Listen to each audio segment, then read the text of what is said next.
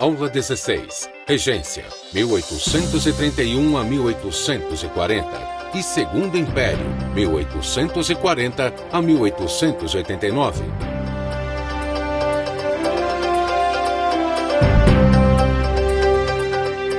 Conteúdos: período regencial, golpe da maioridade, Segundo Reinado, 1840 a 1889, fim do Império e o início da República.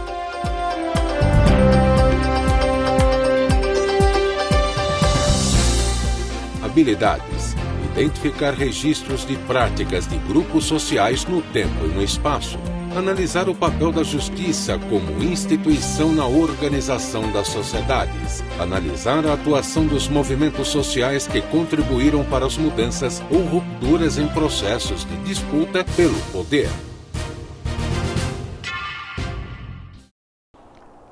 Bom dia, Amazonas! É mais uma edição diretamente do Centro de Mídias do Estado do Amazonas para esse imenso continente que é o Amazonas, mais uma edição do Enem Sem Fronteiras.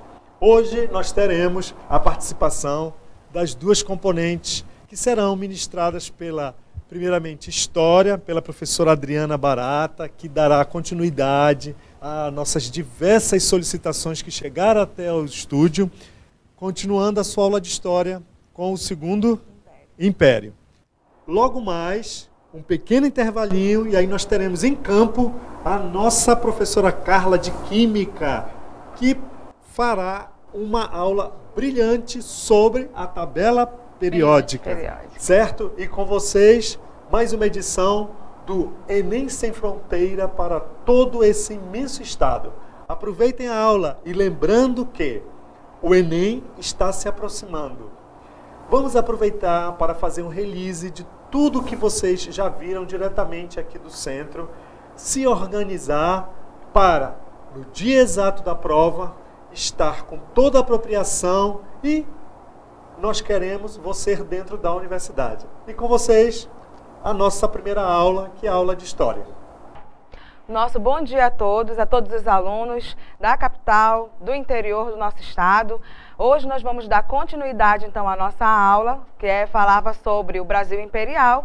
E hoje a gente vai falar então um pouco mais sobre o período regencial e sobre o Segundo Reinado, já que na nossa primeira aula nós trabalhamos então a temática com vocês sobre vinda da família real para o Brasil e o primeiro reinado de Dom Pedro I. Então agora nós vamos dar continuidade falando então sobre esse Brasil Imperial. Na nossa primeira tela vocês estão vendo então aí o período, né, do Império Brasileiro, 1822 a 1889. Lembra que eu falei para vocês, então, que esse Brasil Imperial ele está dividido em 3 fases. A primeira aula, então, que nós tivemos foi justamente sobre o primeiro reinado, né, 1822 a 1831, onde nós trabalhamos com vocês aí todo o reinado do Pedro I. Né? Então, a aula de hoje é, então, essa continuidade. Período das regências, de 1831 a 1840, porque vimos, então, na aula passada que Dom Pedro I foi para Portugal, né, pegar então aí o trono que foi usurpado pelo seu irmão Dom Miguel para entregar então a sua filha, e ele abdica então aqui no Brasil, em favor então do seu filho que tinha apenas 5, 6 anos de idade, que é então Dom Pedro II. Como o príncipe regente ele era uma criança, não poderia governar, a gente tem então esse período, né, que é o período das regências então no Brasil, e claro aí o Segundo Reinado, né, até então as vésperas aí da proclamação da República, 1840 a 1889. Falei para vocês então que esse período então imperial, ele é regido por esta bandeira então do Império que vocês veem aí na nossa tela. Então, olha só, os antecedentes para início então dessa nossa aula de hoje. O Dom Pedro I ele foi para Portugal, ele abdicou então o trono em favor, né, do seu filho, Pedro de Alcântara, em 7 de abril de 1831. O Dom Pedro II, então, ele tinha apenas 5 anos de idade. Era então uma criança que precisava então crescer para poder, né, realmente aí governar então e fazer aí o Segundo Reinado, tá? Então, como o novo imperador ele era menor de idade, a Constituição então do Império de 1824, que eu inclusive trabalhei com vocês, né, principalmente aí 4 poderes, executivo, legislativo, judiciário e o moderador, que é então né, a cargo apenas do imperador, né? Então, quer dizer, agora já que ele abdicou, Pedro I, nós temos uma criança, então, que deveria governar, essa criança não tem a maioridade, então precisa realmente desse período, então, regencial no Brasil, tá? Então, olha só, como esse novo imperador ele era menor, essa Constituição, então, de 1824, ele estabelecia que o Brasil deveria ser governado por um conselho de 3 regentes, eleitos, então, pela Assembleia Imperial até que o jovem completasse, então, 18 anos. Nós vamos ver que nesse período, né, nós temos uma redução da maioridade, porque o Brasil, na verdade, ficou, então, com sérios conflitos, tá? Então, esses são os antecedentes para o início, então, da nossa aula de hoje. Vocês têm, então, aí uma imagem do imperador menino, né? Esse, então, é o Dom Pedro II. Esse período, então, regencial, ele durou 9 anos. Lembra que eu falei para vocês agorinha, o imperador, ele tinha apenas 5 anos de idade. 9 anos, então, aí de regência. O problema é que a gente vai antecipar, né? 5 mais 8, 15, não dá 18 anos. Mas a gente vai ver, então, que esse episódio, dessa antecipação, então, aí, dessa maioridade do segundo, né, imperador, ficou conhecido como golpe da maioridade. Então, esse período da história do Brasil, entre o primeiro e o segundo reinado, é, então, esse período regencial. Período regencial, então, nessa primeira fase, né? Ele costuma também ser dividido em 3 momentos. Regência trina provisória, que vai de 7 de abril a 7 de junho de 1831, a regência trina permanente, de 1831 a 1835, as regências, então, unas, de 1835 a 1837. Essa primeira regência, então, fica a cargo do padre Diogo Antônio Feijó, e a segunda regência aí, né, de 1837 a 1840, a regência, então, do Araújo Lima. Então, percebam que esse período regencial, então, temos aí 9 anos. Regência, então, trina provisória. A abdicação, então, do Pedro I ocorreu num período de recesso da Assembleia Legislativa, Geral Legislativa, assim como um grupo de parlamentares que se encontrava na reunião reuniu-se no Rio de Janeiro e elegeu, então, 3 regentes interinos para governar provisoriamente o país, até a volta de todos os deputados e a eleição regular de um conselho de regentes, conforme determinava, então, a Constituição. Por isso que, inclusive, dá o nome, é uma trina provisória, né? Fica apenas alguns meses.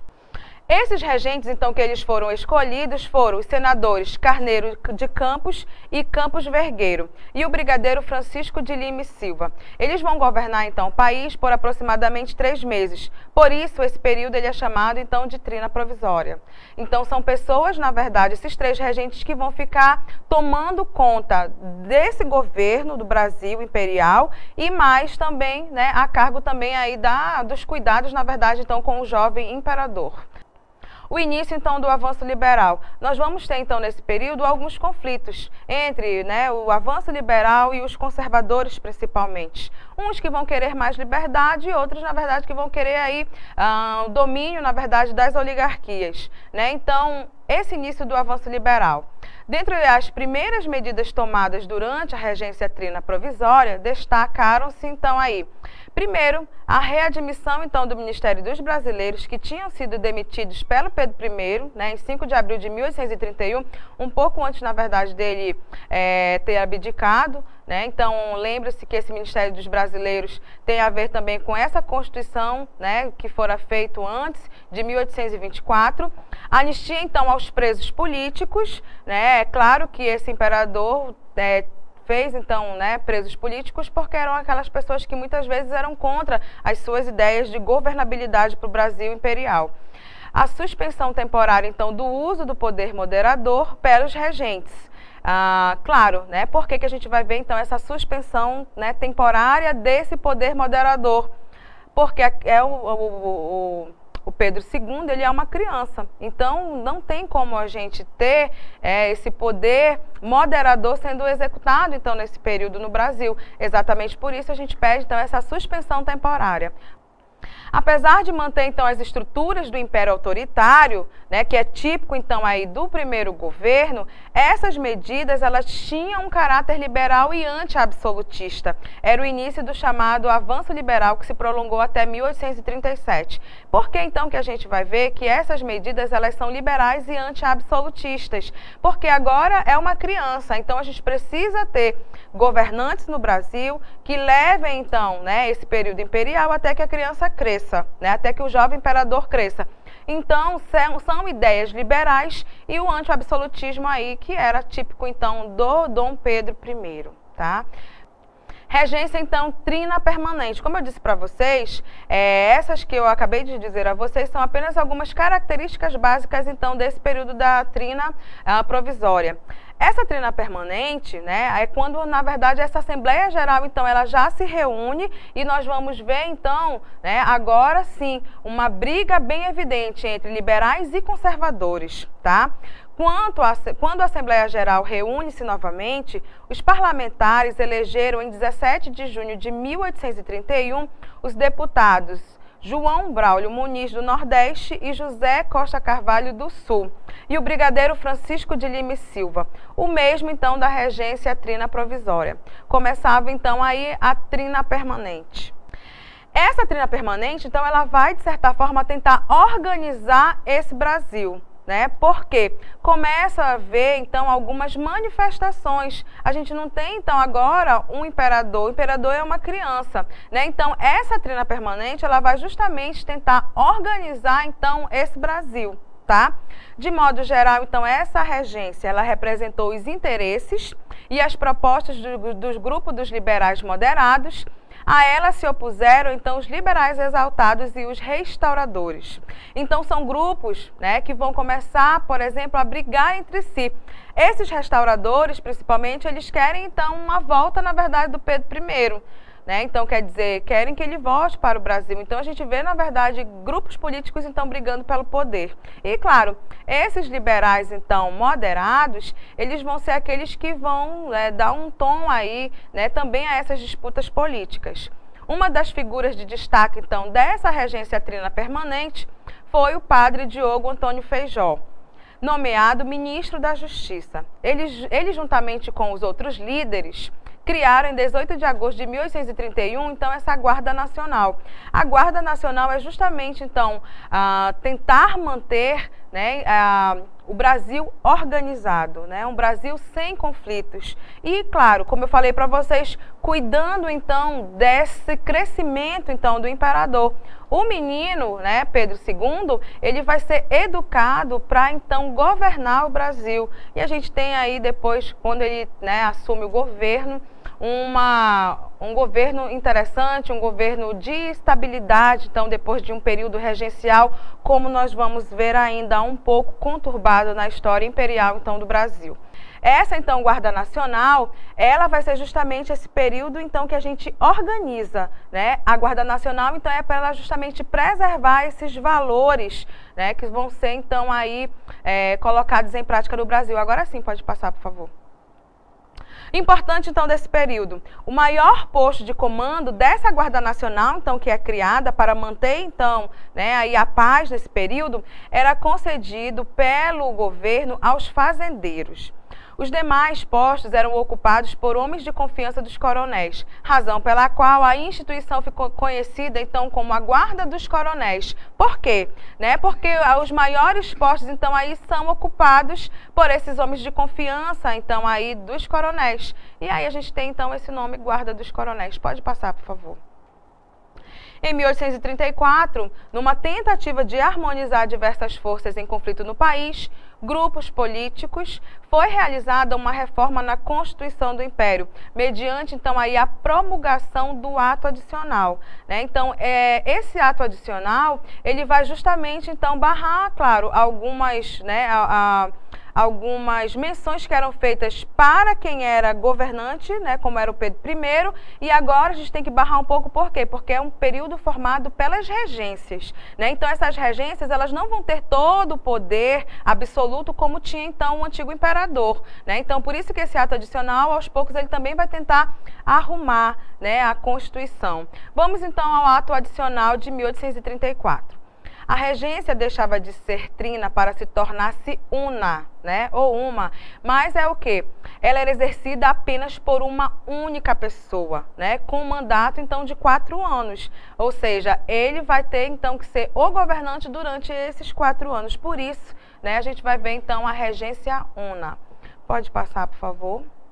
Suspendia-se então o Conselho de Estado, órgão que havia reunido, né, até então os políticos mais conservadores do Império. Então, lembra que eu falei para vocês, aqui na verdade são embates entre os liberais, né, os conservadores, os restauradores. Então, esse Conselho de Estado, ele vai justamente, né, aí órgão que vai então ser reunido para que a gente haja então aí de certa forma acertos, né, com esses políticos mais conservadores do Império. E quem são na verdade esses políticos conservadores? São justamente aqueles que comandam as oligarquias, né? Então nós temos uma parte no Nordeste que era justamente da cana de açúcar, né? E temos então agora também ali na mineração, que mesmo em declínio, né, ainda continua então no Brasil. Houve então aí esses conservadores.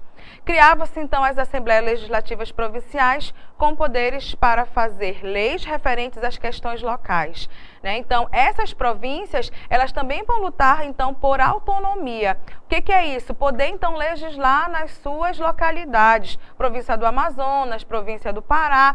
Então quer dizer, percebam então que a gente está começando a formar de certa forma conflitos entre os restauradores, os liberais e os conservadores, né? Porque cada um, de certa forma, vai tentar, então, conseguir melhorias para o seu próprio grupo. Então, quer dizer, esse período dessas regências, ela é marcada, então, por esses conflitos internos.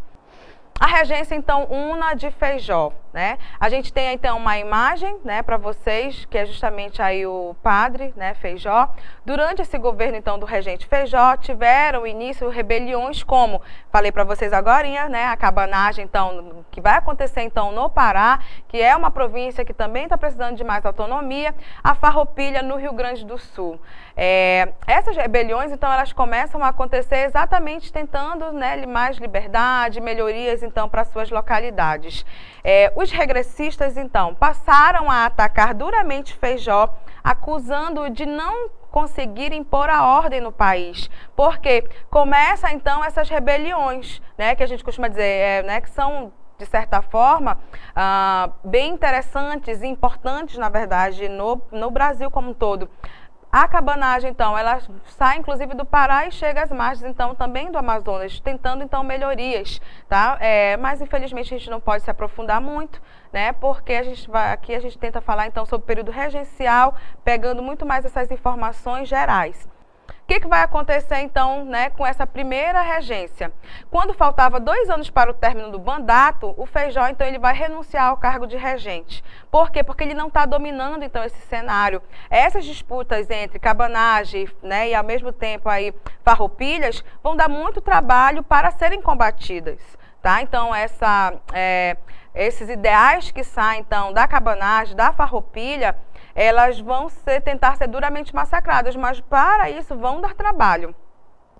Para o lugar, então, foi eleito o Pedro de Araújo Lima, né? Já que Feijó, então, ele renuncia, né? Tem o seu mandato, renuncia oficialmente, nós temos, então, aí um segundo eleito, que é o Pedro de Araújo Lima, senador de Pernambuco, ligado ao grupo dos regressistas, o que significou, então, o triunfo das correntes mais conservadoras. Como eu falei para vocês, né? É um avanço, na verdade, aí, dessas oligarquias, então, que existiam no Brasil imperial. Pode passar, por favor. A regência, então, do Araújo Lima, na imagem que vocês têm, então, é o Araújo Lima, é aquele, então, que vai governar aí a regência una. Ao assumir, então, o poder, o Araújo Lima montou um ministério composto apenas de políticos mais conservadores, conhecidos como Ministério das Capacidades. o novo governo passou a reprimir as revoltas que ocorriam então por todo o país. As principais revoltas, então, nesse período regencial, acabei de mostrar para vocês, então, né, que começa com feijão, a cabanagem, a farroupilha. Percebam, então, nesse slide que nós temos aí à frente, um período, né, importante, olha, a cabanagem de 1835 a 40, por isso que eu falei para vocês, dá trabalho, né, combater, então, essas ideias que começam a surgir nas diversas províncias, então, do Brasil. A farroupilha, 1835 a 1845, que aconteceu então no Rio Grande do Sul, durou aí 10 anos, né? Então vocês percebem que é um período bem difícil então para essas regências. Como combater esses vários avanços então de ideias surgindo por todo o Brasil. Revolta dos Malês, de 1835, que aconteceu então em Salvador. A Balaiada, 1838 a 1841, no Maranhão, e a Sabinada, em 1837 a 1838, na Bahia. Então, percebam, então, através dessas revoltas, desse período regencial, que o Brasil está, então, tendo problemas nas suas diversas, então, localidades. Percebam, Pará, Salvador, Maranhão, Rio Grande do Sul. Então, quer dizer, são várias localidades tentando aí melhorias e, ao mesmo tempo, pensar em avanços, né, para suas localidades. Pode passar, por favor. Tem aí, então, vocês um mapa, né, onde acontecem, então, essas revoltas, tá? Então, percebam, então, que o Brasil como um todo, ele está, né, conflituoso, então a gente precisa, na verdade, tentar dominar, fazer com que esse Brasil, ele volte a ter um período de paz. Então, por isso que eu falei para vocês, o período regencial, ele é um período, né, muito difícil, então, para esses governantes das trinas. É quando a gente tem, então, essa ideia. Qual vai ser, então, essa ideia?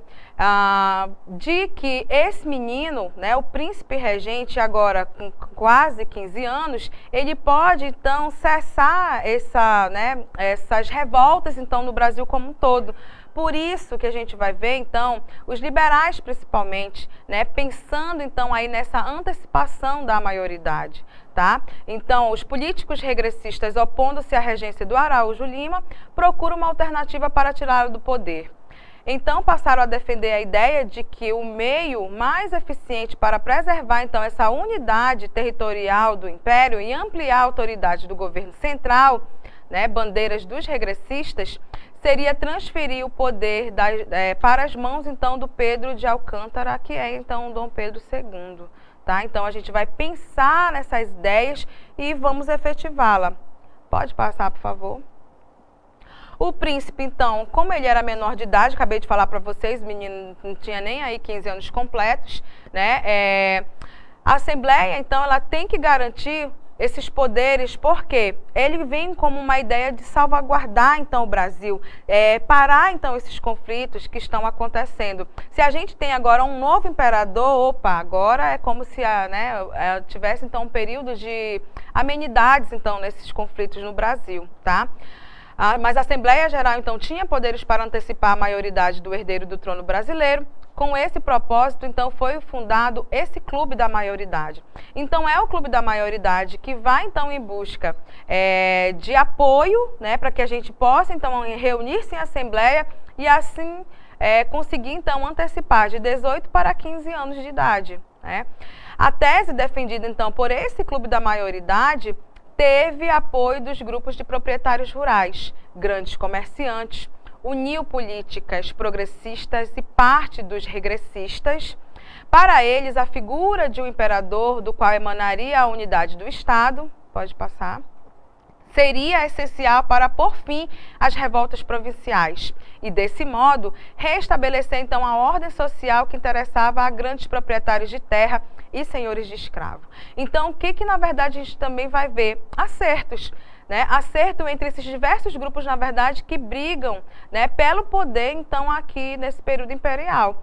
Vamos todos, de certa forma, então, trabalhar em prol dessa redução, então, da maioridade. Por quê? Porque assim gerará, então, um período de paz. É claro que esse segundo imperador, que vai ser, então, o Dom Pedro II, ele vai ter, então, que, ao mesmo tempo, ceder a essas exigências que são feitas, então, pelos conservadores, pelos diversos grupos, então, aí que compõem esse Brasil imperial, tá? Então, essa parte desse clube da maioridade, ele vai então em busca, na verdade, de votos. Ele vai em busca então de adesão para que a gente tenha essa redução então dessa maioridade.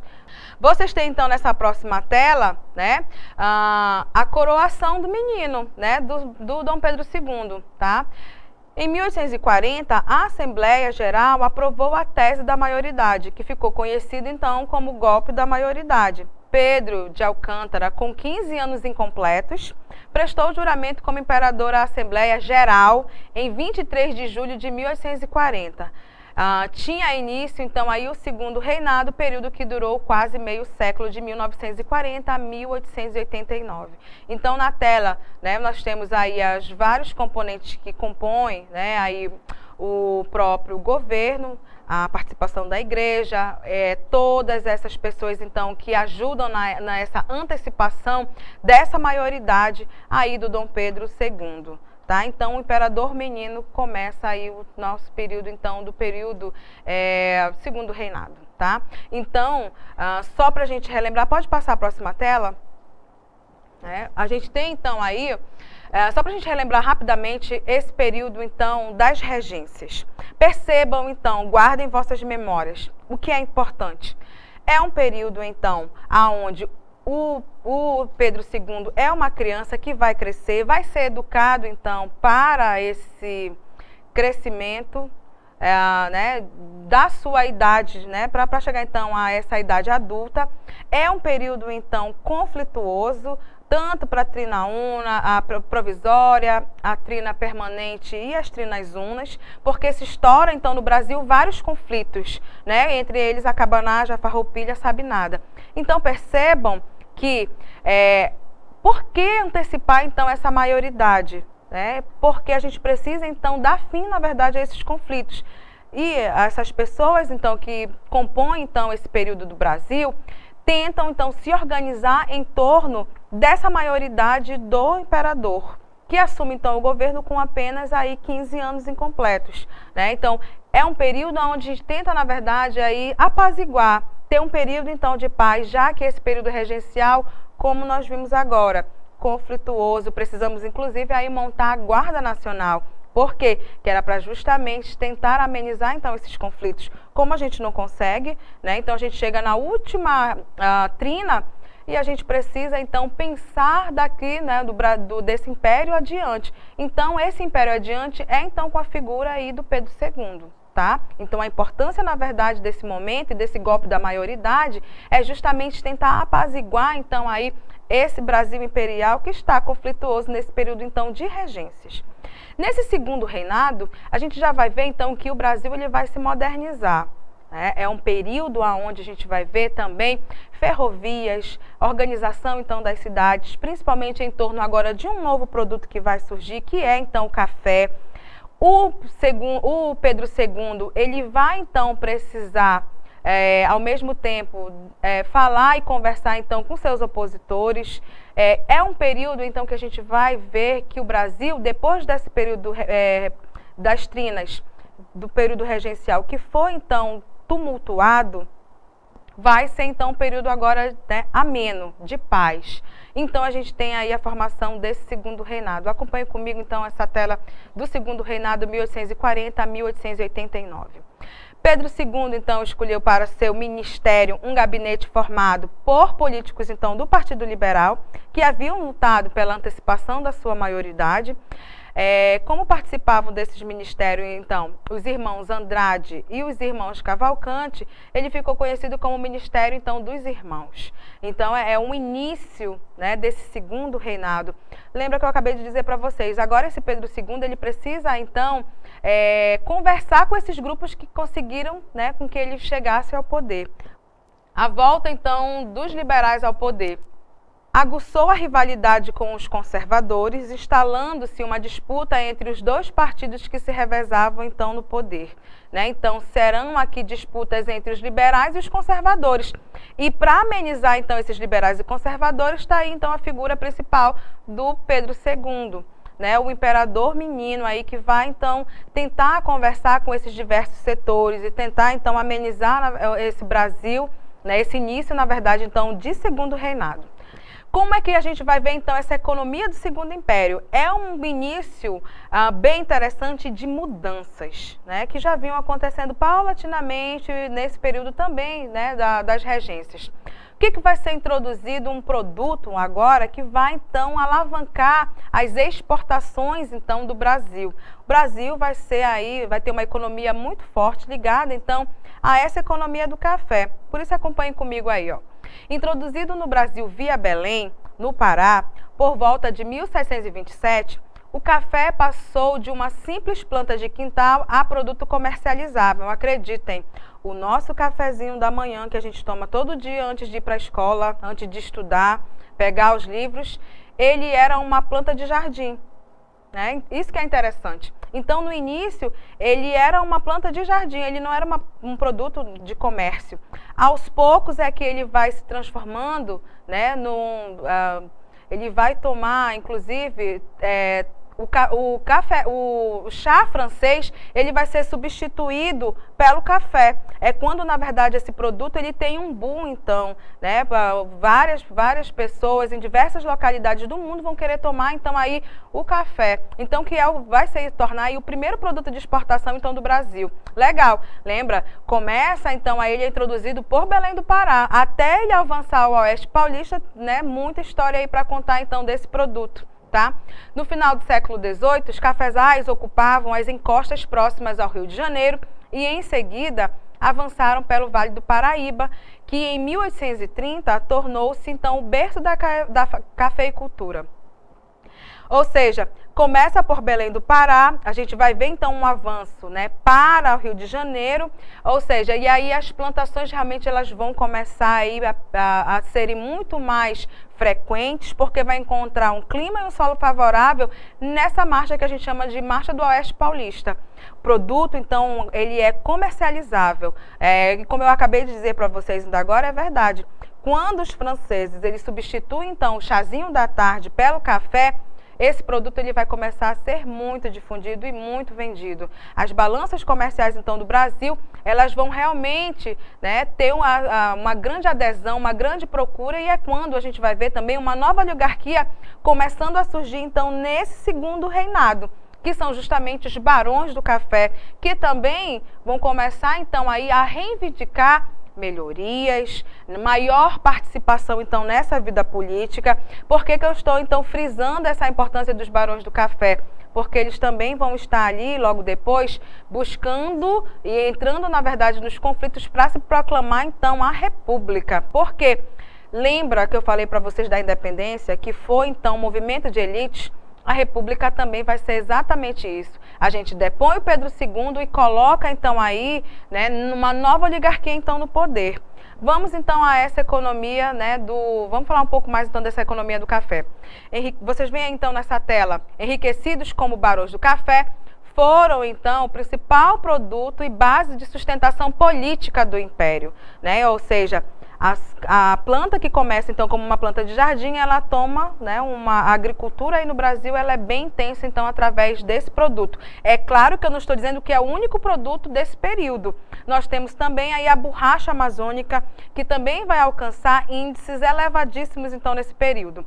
Outros produtos importantes, olha aí os outros produtos, foram, então, o açúcar, mesmo o Nordeste com problemas na sua economia, por causa das diversas concorrências que ele vai ter, principalmente a concorrência antiliana, nós temos, então, o açúcar ainda produzido, né? O algodão, o couro, peles e, como eu acabei de dizer para vocês, a nossa borracha amazônica, né? Que é utilizada, então, aí na Revolução Industrial para a fabricação do pneumático, dos carros, das bicicletas, que começam também aí a adentrar a própria indústria, né? Então, começa a ser produzidas vários automóveis, várias borrachas, no automóvel, então, o uso, na verdade, dessa borracha. E, claro, a Amazonas vai se transformar aí também numa economia, né, que a gente tem ainda hoje resquícios, né, dos prédios públicos, então, que os ingleses fizeram na nossa região, principalmente aqui na cidade de Manaus. A própria alfândega, o Teatro Amazonas, né? Então, quer dizer, a borracha ela alavancou muito, e é engraçado que vai chegar um momento nesse Brasil imperial, que borracha e o café, eles serão os dois grandes produtos que vão dominar esse cenário. Ou seja, a economia do Brasil ela é impulsionada justamente por esses dois grandes produtos, né? Então, a gente lembra aí da Manaus da Belle Époque. Perfeito, né? Então a gente vai ver aí uma transformação da nossa cidade, como a própria professora Edneia Mascarenhas Dias diz lá no livro A Ilusão do Fausto, é a Tapera se transformando na Paris dos trópicos. Ou seja, houve uma modernização então no Rio de Janeiro, houve uma modernização em diversas localidades e aí como também faz parte da nossa história, eu estou lembrando para vocês um pouco aí da Manaus da Belle Époque, tá? Então, perfeitamente vai alavancar, vamos ter grandes construções. Se a gente tem grandes construções, então, aqui no nosso estado, é claro que as cidades também que compõem o café também terão esse mesmo processo de modernização. Ruas, prédios públicos e, como eu falei para vocês, elites que comandam e que querem também esse poder, tá? Vamos mais aí nessa modernização, então, do Império, acompanhem comigo. Para ecoar, então, principalmente esse produto do café, né, que fica, então, próximo aos grandes centros, São Paulo, Rio de Janeiro e Minas Gerais, essa modernização do Império, então, ela segue a passos largos. Na segunda metade, então, do século XVIII, a construção de uma malha ferroviária que agilizou o transporte de mercadorias brasileiras até os portos do litoral. Primeira ferrovia, então, nós temos aí 14 quilômetros de extensão. Foi uma iniciativa do empresário Irineu Evangelista de Souza, o Barão de Mauá, 1854, que ligava a Baía da Guanabara à Serra de Petrópolis, no Rio de Janeiro, né? Então, a gente vai ver aí o Barão de Mauá fazendo um empresário, então, que ele vai transformar também o Brasil, modernizar, então, os telégrafos, nas comunicações, nas ferrovias. Então, há uma modernização, então, nesse período imperial. Claro, qual é o capital que vai ser empregado, então, para essa modernização? Capital inglês. Inclusive, vocês, alunos queridos, vocês podem, juntamente com seus professores, assistirem, né? Mauá, o Imperador e o Rei, que é, então, um filme interessante que vai justamente mostrar essa história do segundo reinado, né? Onde tem aí a participação, então, do Barão de Mauá, porque é ele que vai, então, interligar, fazer ferrovias, modernizar, então, esse Brasil com o capital inglês, tá? A gente vai ver, então, esse financiamento da estrada de ferro Recife-São Francisco, iniciada em Pernambuco em 1855. Percebam, então, por que Recife? Porque a gente também precisa melhorar o escoamento da nossa produção agrícola. No Centro-Sul, quase toda a malha ferroviária foi construída visando, então, o escoamento do café. Então, percebam, como eu falei para vocês, as oligarquias, elas sentarão, então, aí com o imperador e ele, ao mesmo tempo, ele precisa, né, dar uma melhor visibilidade, né, ao mesmo tempo, aí, ajudar, então, a essas oligarquias, porque são elas que o ajudam a ter, então, né, esse segundo império, um período estável, tá? Percebam, então, nessa imagem, né, um Brasil ligado à economia do café. Nessa primeira imagem que vocês estão vendo aqui, que são de negros, percebam também que vai haver um avanço nesse Brasil. Primeiro, a mão de obra utilizada num primeiro momento do café era utilizada mão de obra negra, escravizada, né, que ainda era o quê? Parte, então, dessas oligarquias ligadas principalmente à economia da cana-de-açúcar. Alguns deles que têm capital interessante, eles vão começar também a fazer, né, plantações, então, de café. E mais, como eu falei para vocês que é um período, então, de mudanças, né, no Brasil, no século XIX, aí quase final do século XIX, a gente vai ver, então, que houve, então, uma migração intensa para o Brasil. Justamente esses trabalhadores vão começar, então, a trabalhar mão de obra migrante italianos, espanhóis, russos. Então, eles começam, aos poucos, começam, então, a adentrar o Brasil. Logo depois, a gente tem também a imigração japonesa, né? Então, italianos, principalmente, espanhóis, alguns portugueses também vão vir. Eles vêm, na verdade, com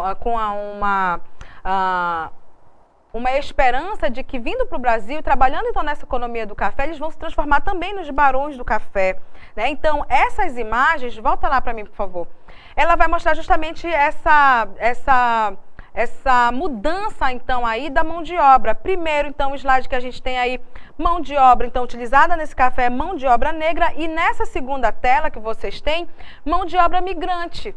né? Então, quer dizer, o Brasil, lembra que eu falei para vocês, é com Pedro II que há, então, essas mudanças organizacionais no Brasil.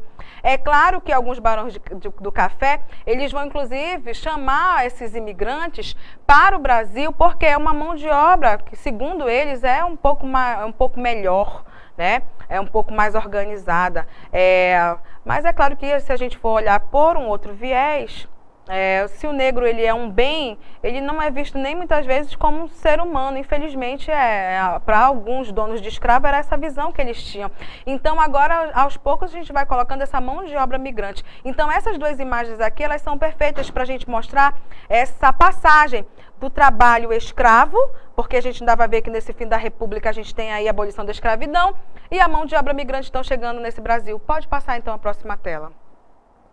Imagens, então, aí novamente para vocês, como eu disse, as ferrovias, o Brasil sendo modernizado. Então, nós temos aí, né, essa imagem que é justamente de uma das ferrovias que foi inaugurada aí, né, do próprio Barão de Mauá, né? Então, outras imagens também aí para vocês de prédios públicos, de ferrovias, lembra para escoamento, então, do café, pode passar. Esse daqui, então, para que vocês conheçam, né, é o Barão, então, aí de Mauá, o Irineu Evangelista de Souza. Já falei para vocês, então, do filme que vocês podem, né, tentar baixar pelo YouTube, tentar ver, então, com os vossos professores de história. Muito interessante, que ele vai justamente trabalhar, então, essa passagem do fortalecimento dos industriais, das oligarquias e, ao mesmo tempo, né, o imperador já sem dinheiro, sem recursos, na finalização, então, desse império. E a gente começa a modernizar o Brasil. Pode passar, por favor. A cultura, então, do Império, né? Se eu já falei, então, sobre esses avanços, sobre um Brasil agora, né, mais ameno, sem tantos conflitos, a gente vai ver, então, o lado cultural. 1857 criou a Imperial Academia de Música e a Ópera Nacional.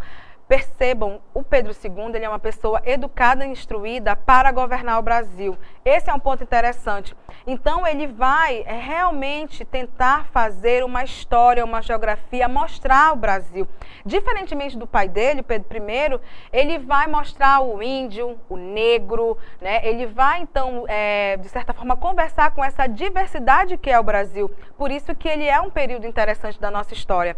Destina-se, então, essa criação da Academia Imperial a formar músicos nacionais e difundir, então, o canto lírico. Pedro II financiou também a ópera O Guarani, do Carlos Gomes, que é uma das óperas mais conhecidas, né, então, aqui do brasileiro, né, que já foi, então, realizado em diversas localidades do mundo, inclusive. As escolas Pedro II ganharam melhor visibilidade, então, com o imperador. Começa, então, nesse Brasil imperial, escolas com o nome do Pedro II. Inclusive, aqui em Manaus, nós também temos aí a escola Pedro II. Né? Então, quer dizer, no Brasil como um todo, começa esse tipo de escolas que levam o nome do imperador. E eu acho engraçado que esse segundo império, ele é preocupado, então, com uma educação melhor. É claro que, infelizmente, não para todo mundo. A gente fala, então, de elites que dominam, então, o Brasil. Para os filhos das elites, tem educação boa. Essas escolas Pedro II, elas têm, de certa forma, um reconhecimento. Patrocinou, então, através do IHGB, o Instituto Histórico e Geográfico Brasileiro, obras que mostrassem a história e a geografia do Brasil. Para a história, destaca-se, então, a História Geral do Brasil, do Adolfo de Varragem. É claro que eu vou destacar aqui apenas, né, uma pequena parte da história, porque essa parte, então, História Geral do Brasil é escrita desse jeito mesmo, porque Varragem, ele era, então, um alemão que é pago para fazer uma história oficial do Brasil. Agora, o problema, na verdade, dessa história do Brasil, que era história para o português se ver enquanto brasileiro, não brasileiro se ver enquanto brasileiro. Então, exatamente por isso a exaltação, então, dos portugueses, tá? Mas, assim, é uma pequena história que está começando, né? É claro que quando a gente fala, então, da história do Brasil hoje, há muitos embates, né? Que a gente não gosta muito dessa história de exaltação apenas a uma população, que seria, então, dos portugueses. É claro que a gente hoje exalta o índio, o negro e a multiplicidade, né? Que é, então, o Brasil. Pode passar, por favor? Olha só, os conflitos externos então, um enfraquecimento, então, do Império. tá? Porque se ele tem um auge, ele tem um período de estabilidade, a gente vai então trabalhando um pouco da queda, tá? Então, o primeiro ponto aí é a questão Christie. Rompimento das relações diplomáticas entre Brasil e Inglaterra no período de 1863 a 1865. Deveu-se principalmente a essa política, então, britânica em relação à escravidão no Brasil e a 2 incidentes relacionados com os bens. Sumiço, então, de carga de um navio chamado Príncipe de Gales e prisão de 2 oficiais ingleses. E o detalhe, os oficiais eles vão ser presos, 3 oficiais da Marinha, que estavam embriagados e provocando a desordem, né? Mas como eles foram presos, problemas, porque nessas relações internacionais, é claro que, né, os britânicos não gostaram muito dessas pessoas, então, terem sido presas no Brasil.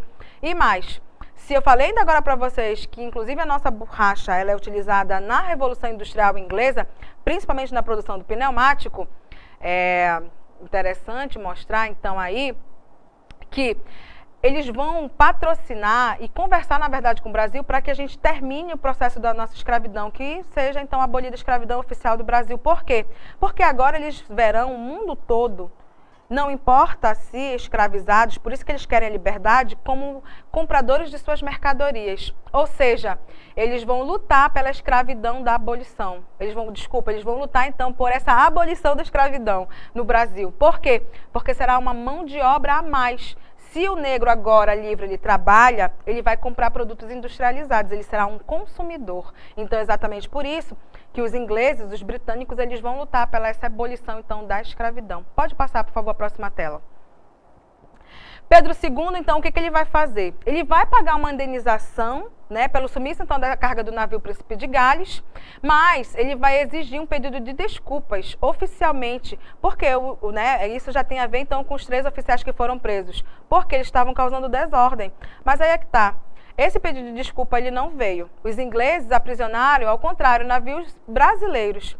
Somente no governo, então, da Rainha Vitória que veio o pedido de desculpas. Então, quer dizer, Pedro II paga a indenização pelo sumiço, mas, né, ele, né, ficou exigindo desculpas. Esse imigrante ele vem de outro país para cá e causa desordem, infelizmente acabou preso, né? Então, temos então as relações cortadas por causa desses conflitos aí, Pedro II. Pode passar, por favor? A Guerra do Paraguai, que eu vou falar também rapidamente, inicialmente era um desdobramento da intervenção brasileira no Uruguai, que foi um conflito, né, em que Brasil, Uruguai e Argentina aliaram-se contra o Paraguai, no mais longo e sangrento episódio bélico ocorrido na América do Sul. Detalhe, até que o Paraguai ele era um país que estava aí se destacando, se modernizando. Depois dessa guerra ele ficou totalmente destruído. Tá? Brasil ganhou a guerra, porém houve um aumento da dívida externa com os ingleses, porque a guerra foi custosa para os cofres públicos. Eu tinha que mandar homens, eu tinha que mandar então material bélico, isso gerava muito custo para o Brasil. Pode passar, por favor. O Exército Brasileiro ele se fortalece como uma instituição e vai ter então simpatia pela causa republicana. Desse conflito, o que gerou então a Guerra do Paraguai? Muitas mortes de brasileiros, né, muitas mortes de pessoas ligadas ao Exército, mas dívida externa elevada nesse período e a instituição ela vai se fortalecer, né, porque a gente ganhou, então agora a gente também quer um reconhecimento desse imperador. Pode passar, por favor. Então vamos caminhar agora para o fim, né, do segundo reinado aí, que é então né, o final aí do Império do Pedro II.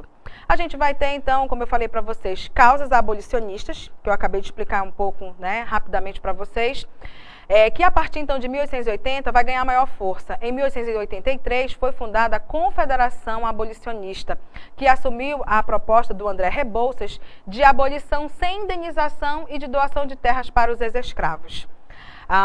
É claro que a gente vai ver, então, essa abolição sem indenização, mas terra para doação para os escravos, a gente não viu isso. Tá? Principais leis abolicionistas, então, desse período, a Lei do Ventre Livre, de 1871, declarava livre todos os nascidos de mãe escrava a partir da data da promulgação. Então, os filhos de escravas sairiam livres, tá? Após o seu nascimento. Por favor, próximo. Lei dos Sexagenários, de 1885, que declarava livre os escravos com mais de 65 anos. Lembra que essa lei aí dos sexagenários poucos eram aqueles escravos que chegavam a 65 anos. Muitos morriam por causa do trabalho árduo, né? Além disso, nós tínhamos a comida que era péssima, que era servida a eles, e moravam, então, dentro das senzalas, uma vida muito difícil para os escravos. Eram poucos aqueles que foram abolidos por essa lei. E a Lei Áurea, né, de 13 de maio de 1888. A escravidão foi extinta no Brasil. A lei foi assinada pela princesa Isabel, ela era regente do Império, substituindo então o seu pai, que era o Pedro II, que estava na Europa em tratamento de saúde. Pode passar, por favor. Conflito com a igreja.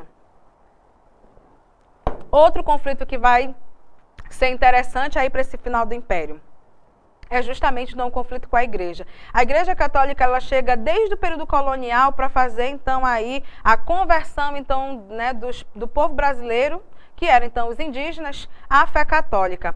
Nesse período então do Império, a igreja ela era uma instituição submetida ao Estado pelo regime do padroado. Isso significa que nenhuma ordem do Papa deveria vigorar no Brasil sem antes ter sido aprovada pelo imperador. Então a gente vai ver um sério conflito aí. Por quê? Conflito entre a igreja e a maçonaria, tá? É o próximo tópico aí. 1872. No entanto, Dom Vital e Dom Macedo, bispos de Olinda e de Belém, respectivamente, seguindo as ordens do Papa Pio IX, puniram religiosos ligados. Pode passar? Próxima tela. A maçonaria, né? Dom Pedro II, atendendo então aos pedidos dos grupos maçônicos, detalhe, o próprio imperador, ele também estava, né? Ele também conversava com a maçonaria. Para alguns, ele inclusive era maçom, né? Solicitou aos bispos que suspendessem as punições. Como eles se recusavam a obedecer ao imperador, foram condenados a 4 anos de prisão. A punição gerou revolta entre os católicos e abalou a relação entre a igreja e o Estado. Em 1875, os bispos receberam o perdão imperial. Então, essa parte aí dessa briga entre a igreja, a maçonaria e Dom Pedro II, vai fazer com que o Império também se enfraqueça, porque, lembra, o Brasil ele é um país católico nesse período, então se há divergências, né, e claro que uma boa parte da maçonaria também vai estar dentro desse grupo, então, né, que é da Igreja Católica, então, conflitos básicos, tá? Pode passar a próxima tela. Conflito com o exército, né? Então percebam, estou brigando com a igreja, estamos tendo problemas com o exército, temos questões internacionais, que foi aí a questão Christie, a Guerra do Paraguai. O conflito aí, então, agora é do exército. Depois, então, da Guerra do Paraguai, o exército brasileiro foi adquirindo, então, maior força e expressão política dentro da sociedade brasileira. O Império não percebia essa mudança e não valorizava o exército, né? Então, o que as pessoas ligadas ao exército, eles vão reivindicar? Um melhor aparelhamento, então, dos quartéis, melhores soldos, que é justamente aí o salário que eles recebiam, mas aí é que tá, não serão tão valorizados aí pelo Pedro II. Pode passar, por favor, pela política, né, feita então pelo imperador. Mas os políticos tradicionais do Império mantinham o descaso, puniram os oficiais que tornavam públicas suas denúncias de corrupção no governo ou suas censuras à escravidão. 1884, altos do exército, eles vão começar a se revoltar, né, altos chefes do exército começam a se revoltar contra essas punições dos oficiais, que se expressavam então publicamente. Problemas, porque quem é que dá aí a estabilidade, né, ou brigas, na verdade, ameniza as brigas nesse período? O exército brasileiro. Então, problemas. E, enfim, a proclamação da República. Vimos então, questão Christie, Guerra do Paraguai, que apenas matou muitos brasileiros, endividou, mas o exército saiu aí fortalecido. Esse exército que se fortaleceu na Guerra do Paraguai agora né, não tem essa visibilidade que gostaria. Então, a gente está começando a perceber que há conflitos.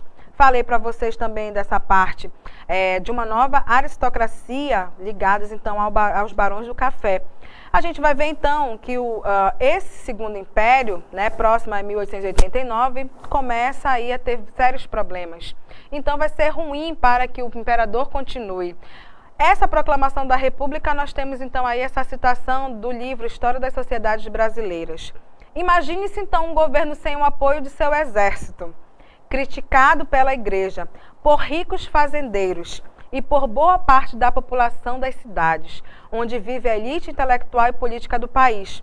conclui-se com facilidade que o regime está fraco, isto é, não tem forças que o mantenham no poder, né? Então, essa citação aí de história das sociedades brasileiras é exatamente a constituição, então, desse final do Império, né? Porque briga com a igreja, briga com o exército, os ricos fazendeiros também querem uma maior visibilidade na política, né? Mesmo porque é através do café que a gente vai ver, então, essa modernização, então, do Brasil. Pode passar a próxima tela. Esse era o caso, então, do governo imperial no final do século XIX. As transformações econômicas e ideológicas da sociedade brasileira tornaram superado o regime monárquico. As chamadas questões religiosa, militar, escravista, eleitoral, né, que também teve, que a gente chama, então, de eleições do cacete, porque grupos que brigavam, houve fraude em eleições, né? Então, a gente tem aí problemas, né? Eram manifestações conjunturais, então, do declínio do Império.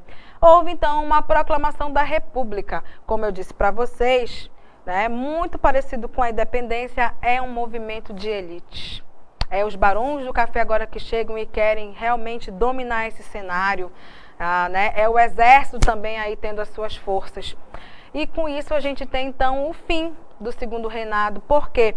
Porque o imperador, ele é deposto. Pode passar. O imperador, então, ele é deposto e nós temos agora o imperador indo embora juntamente com a família imperial numa calada da noite, né?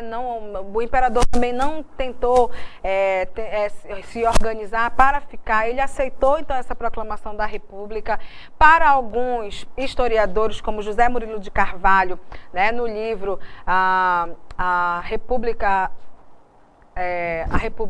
o período, então, que não houve uma mobilidade, na verdade, então, dessas pessoas, não houve uma mobilidade da população, houve sim, uma mobilidade, então, das elites brasileiras, né? Então, a nossa república, ela acontece e muitas vezes a população ela nem sabia o que estava acontecendo, né? Por quê? Porque foi um movimento de elites. A gente tira, então, esse imperador, né? Porque ele já está, então, entrando em brigas com outros elementos da sociedade e a gente coloca agora uma nova elite, que é justamente, então, a elite do café. Então, né, a todos vocês que participaram, meu muito obrigada. Até, então, a nossa próxima aula e agradeço, então, a participação de todos. Muito obrigada, bom dia.